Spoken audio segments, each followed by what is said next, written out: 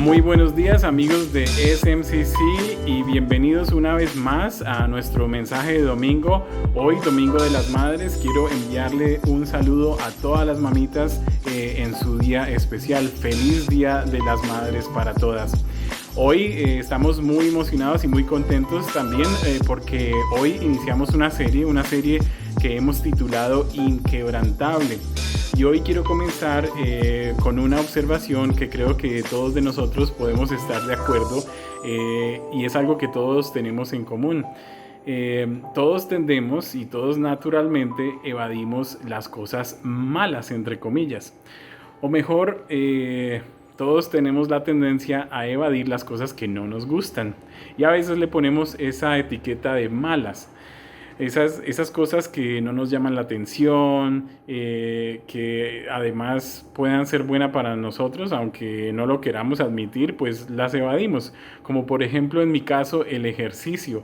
Digamos que lo tengo entre mi categoría de cosas malas. No es porque sea malo, sino porque no me gusta o de alguna forma lo evado. Pero la realidad del asunto es que es algo que en realidad es bueno y que no debería evadirlo. Y aunque hayan cosas que no nos gusten, pues no significa que las tengamos que evadir porque eventualmente nos va a causar daño. Y hay cosas en la Biblia que no nos gustan. Si somos honestos y somos sinceros con nosotros mismos, hay declaraciones o hay historias o hay preguntas o especialmente respuestas en la Biblia a cosas o a preguntas importantes que no nos gustan, que de pronto nos caen mal.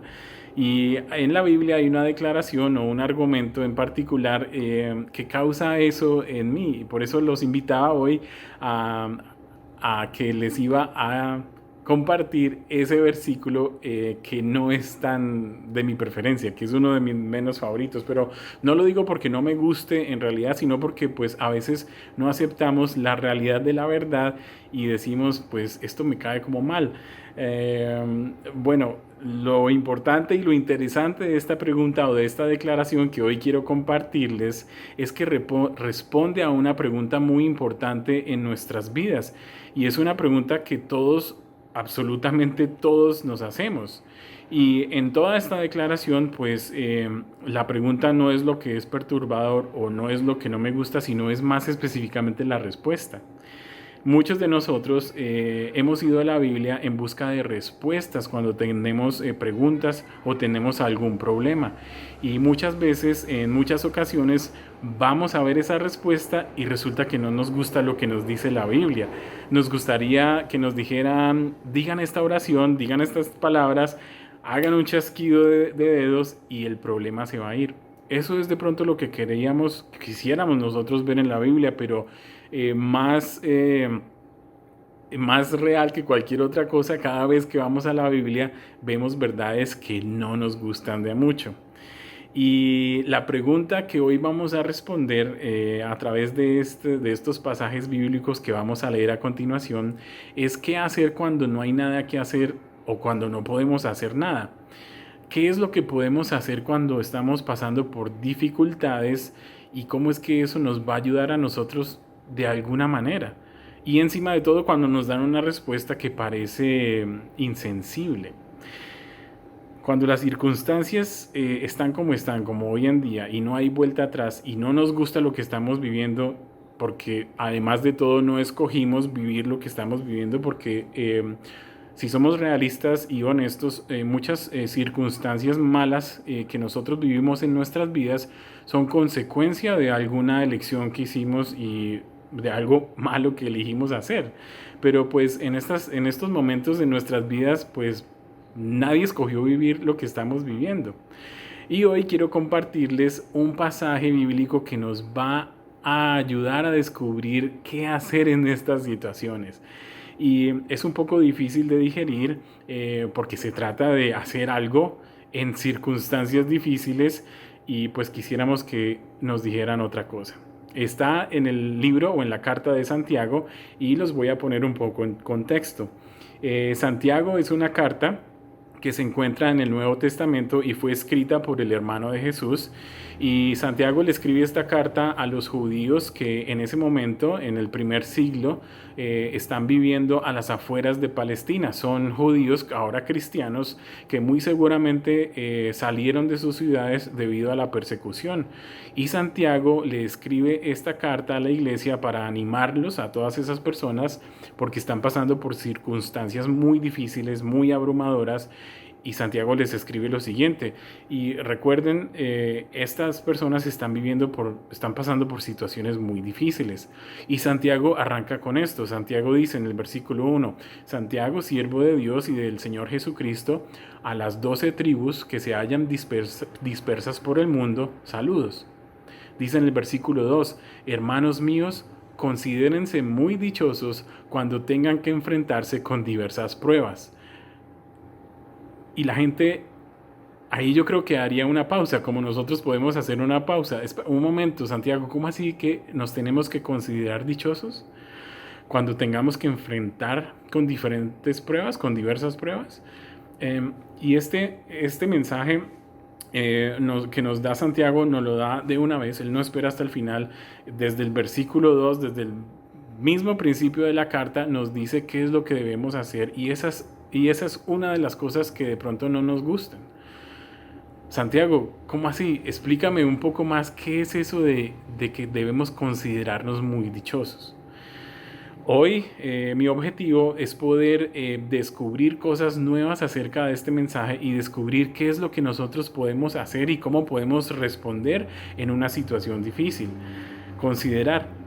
Esa palabra es clave. La palabra considerar, como nos dice Santiago, es cambiar una forma de pensar.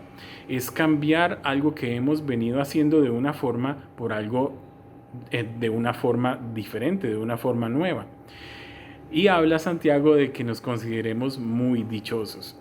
Y sí, esto no es una palabra rara. No les voy a decir que en griego significa considérense muy desafortunados, no. La palabra dichosos es la palabra dichosos, significa alegría pura. Pero Santiago, por favor, tú no conoces mis circunstancias, tú no conoces por lo que hemos pasado o por lo que estamos pasando en estos momentos, o por lo que miles y millones de personas han pasado durante todas sus vidas durante los últimos 2000 años. Y esta carta ha sido fundamental para todos ellos. Por eso es que esto es tan difícil de digerir. Pero Santiago lo que dice es que hay dicha y hay alegría pura y hay full deleite en el proceso de descubrir algo nuevo sobre nosotros mismos como personas y sobre nosotros como comunidad. Cuando Santiago le dice y lleva este mensaje a los cristianos en el primer siglo, sabe que ellos han pasado por un proceso y que están en un proceso. Y que el deleite o la dicha está en vivir ese proceso y en descubrir algo nuevo sobre ellos, algo nuevo sobre su comunidad y sobre su fe. Exactamente, ese es un proceso por el cual nosotros descubrimos algo importantísimo sobre nuestra fe que no lo hubiéramos podido descubrir de ninguna otra manera. Y por eso Santiago se refiere a esto como un evento alegre en las vidas de las personas. Es por eso que en SMCC uno de nuestros valores culturales más atractivos es el de que confiamos en el proceso en el cual Dios nos cambia desde el interior. Confiamos en el proceso en el cual Dios nos cambia desde el interior. Confiamos en Él porque a veces no lo entendemos. Confiamos en Él porque a veces nos duele. Y confiamos en Él porque sabemos que va a haber alegría en ese proceso, porque al final va a ser diferente. Al final vamos a ser personas diferentes y nuestra fe va a ser una fe diferente. ¿Y qué sirve todo eso? Se pueden estar preguntando ustedes. Bueno, pues eso nos muestra la autenticidad de nuestra fe. Y ese precisamente, la fe auténtica, es el corazón del movimiento al cual nosotros llamamos iglesia. Cuando un movimiento tiene una fe auténtica y que se ve y se evidencia y se vive, ese movimiento termina siendo el movimiento más grande en la historia de la humanidad. Una fe auténtica es la que ha pasado no solo por una prueba, sino por diversas pruebas, como lo dice Santiago, a través de toda la historia, a través de todas nuestras vidas. Santiago continúa en el versículo 3 con lo siguiente. Dice, pues ya saben que la prueba de su fe produce constancia. Y ese ya saben, pues nos da una clave muy clara de que no es la primera vez por la que ellos están pasando diversas pruebas. Y es cierto también para nosotros hoy en día. No es la primera vez que estamos pasando por pruebas difíciles. Y ya saben, porque ellos mismos saben, porque han llegado a donde sea que estén en ese momento, por el fruto de su fe. Una fe que es pura y han pasado por ese proceso que les ha dado y que ha producido constancia en sus vidas. Y eso es lo que ha mantenido a la iglesia y eso es lo que los ha mantenido a ellos inquebrantables. Y lo bueno, la buena noticia, la alegría, lo bueno de pasar por esas pruebas es eso precisamente, que las pruebas exponen la autenticidad de mi fe. Las pruebas exponen la autenticidad de nuestra confianza en Dios. Y ese es un momento en el cual nosotros deberíamos alabar y llenarnos de alegría porque vemos y descubrimos cómo está nuestra fe.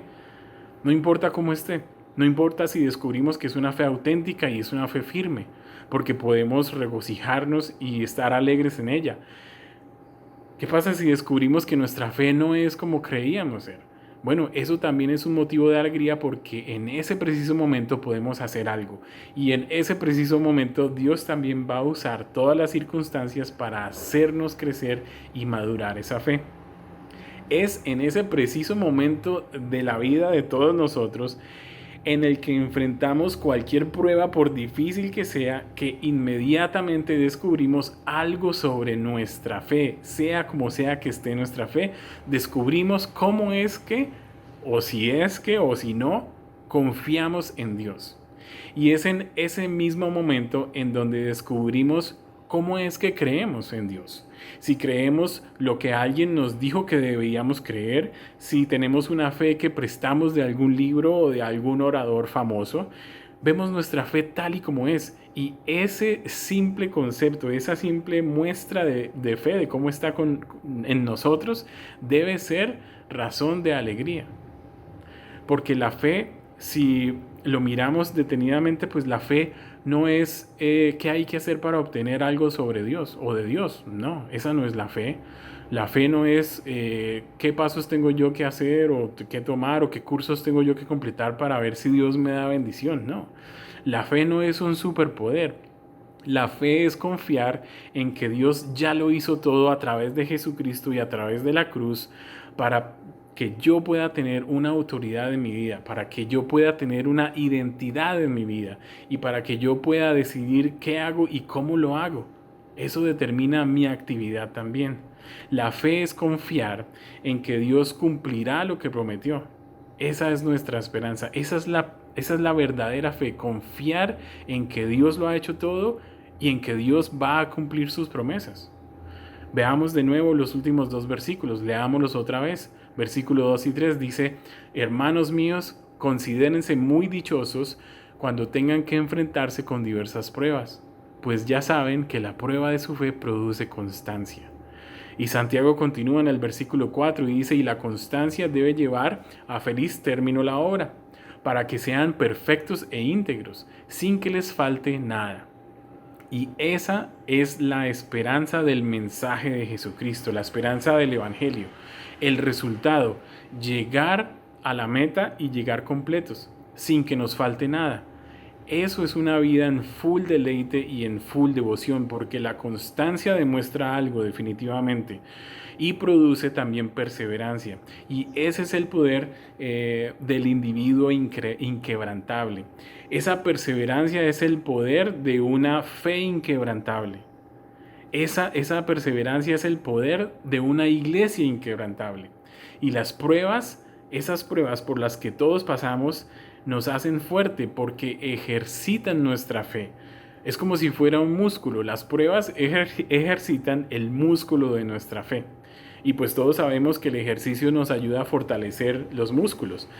La diferencia con el ejercicio para fortalecer los músculos es que pues ese ejercicio lo podemos escoger nosotros. El ejercicio al que yo me refiero o al que se refiere Santiago, pues no lo escogimos nosotros. Ninguno de nosotros escogimos estar hoy en las circunstancias en las que estamos. Simplemente podemos hacer algo al respecto. Y Santiago nos dice que sí, que nos invita a hacer algo y que además no paremos, que no desistamos, que terminemos el ejercicio y no lo dejemos en la mitad. Santiago nos invita a llevar la obra a feliz término. Santiago nos invita a ir hasta el final. En otras palabras, a no perdernos de ni un segundo y de nada en ese proceso, a no detenernos en la mitad, a terminar el ejercicio completo. Y en el centro de ese proceso, ahí mismo en la cúspide donde más duele, es donde se encuentra Dios. Es como cuando, si ustedes han hecho ejercicio o han levantado pesas para fortalecer algún músculo, se siente muchísimas ganas de parar cuando vamos en la repetición 5 o en la 6 o en la 7 que empieza a doler el músculo muchísimo y lo único que queremos es que el dolor pare. Lo único que queremos es que ese dolor sea removido y muchas personas nos sentimos así en circunstancias difíciles. No entendemos por qué estamos en ese dolor y queremos simplemente que el dolor pare. Pero esa cosa que duele tanto, esa circunstancia, esa dificultad que duele tanto, que queremos que Dios pare a toda costa, Dios ha escogido usar. Y eso que queremos echar por la borda a punta de oración, porque nos duele, es lo que hasta que Él escoja removerlo, es el foco de la voluntad de Dios en nuestras vidas. En otras palabras, la tensión en nuestras vidas es el epicentro de lo que está haciendo Dios en cada uno de nosotros en el interior para cambiarnos desde adentro. Y se los puedo comprobar ahora mismo. Cuéntenme y díganme qué están pidiendo en oración. ¿Cómo son sus oraciones? Exactamente.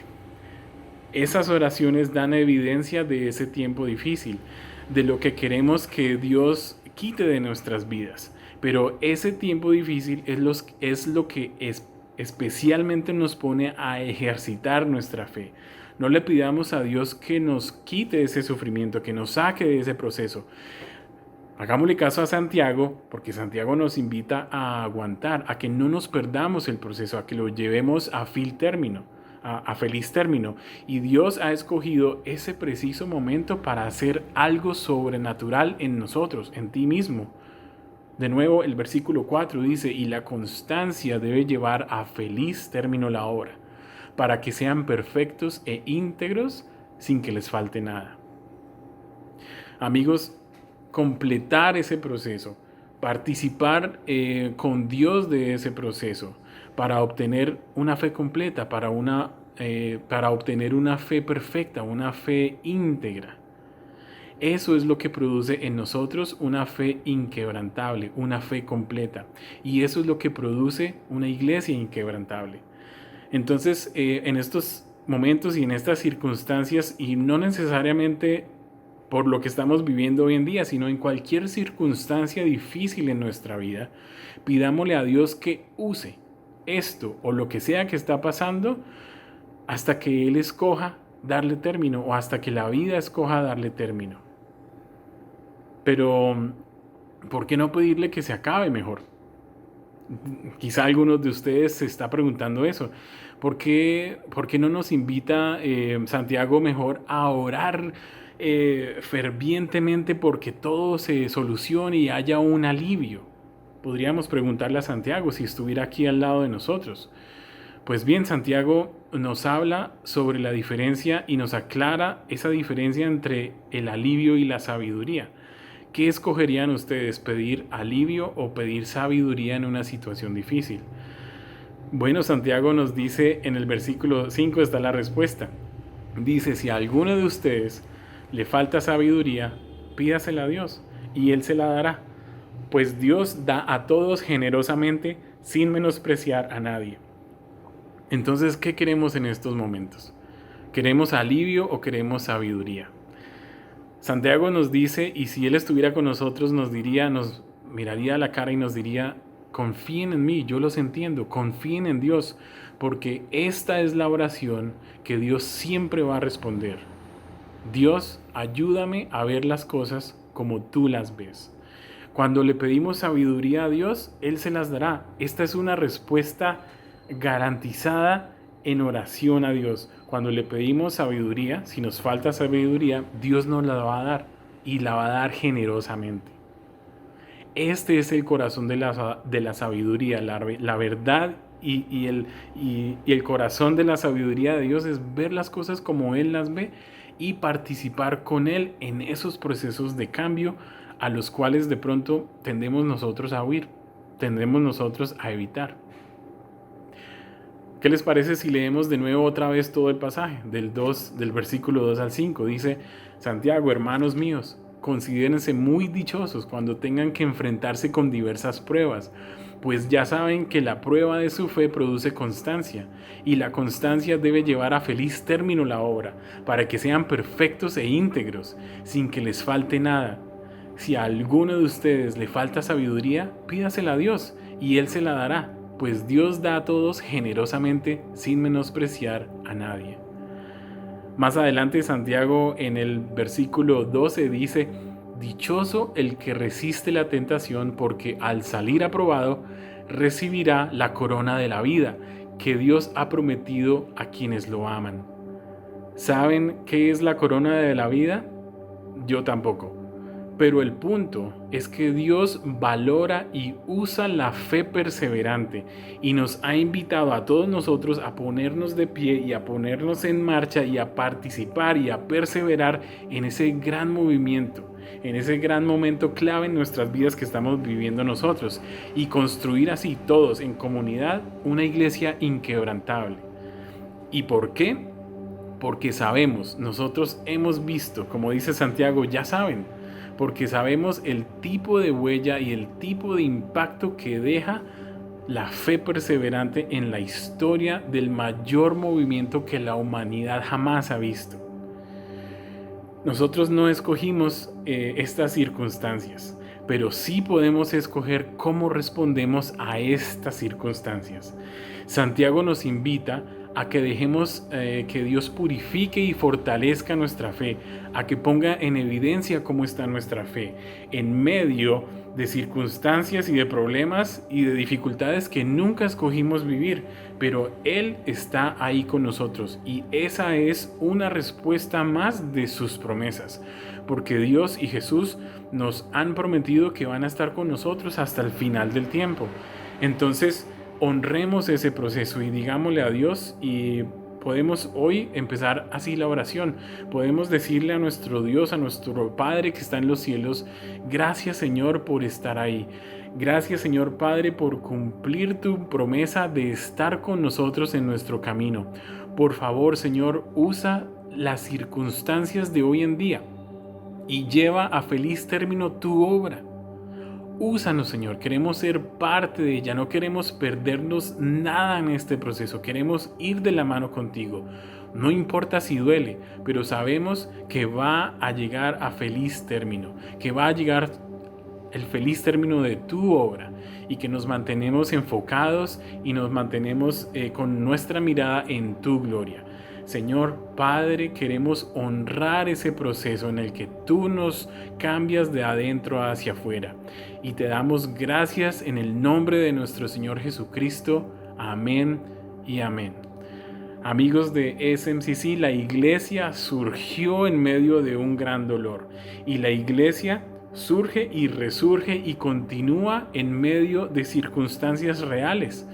Y hoy quiero invitarlos a vivir una iglesia como nunca antes la hemos vivido, una iglesia inquebrantable.